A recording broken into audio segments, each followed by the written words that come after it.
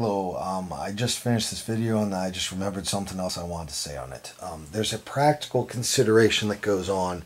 I've got this capacitor here, and usually when you consider a capacitor on this, when I start up my signal, I do have to worry about this integration that's going on. What was the initial voltage across that capacitor? Because that affects what's going to happen here on the output.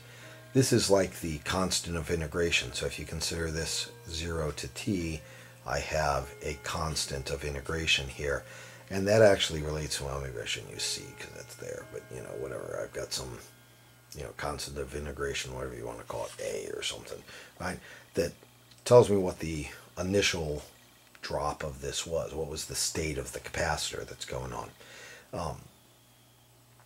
And we're like, okay, wonderful, but what is it? Well, some things you can do. Number one, sometimes if I want to keep this, I can actually put a little switch across here and I can just discharge this, right? Push button, my little toggle, I can discharge the capacitor, and that's when I start it. So that's one way I can do this, and it will nicely work to handle it. Another thing I can do is I can put a resistor across here. Now when I do that, I've actually set a frequency. Now without that resistor here, we in essence treat it like it's infinite resistance. It really isn't. But in essence have a pole, which we'll talk about what that means later on in the course, essentially at frequency equals to 0. This one pushes that cutoff frequency later. So it'll only work for higher frequency signals once I do this, somewhere around 10 times the critical frequency, which is this 1 over RC that's going on, but now it's this RC. So assuming that I have, a reasonably low value, right? I want, the frequency to be near to 0.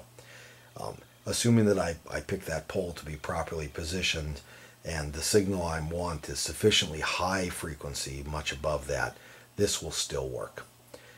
And this is also still a low-pass filter as it goes on. And this is kind of a practical one where you have a critical break-off frequency. And this avoids the problem because now I can discharge that capacitor through this resistance.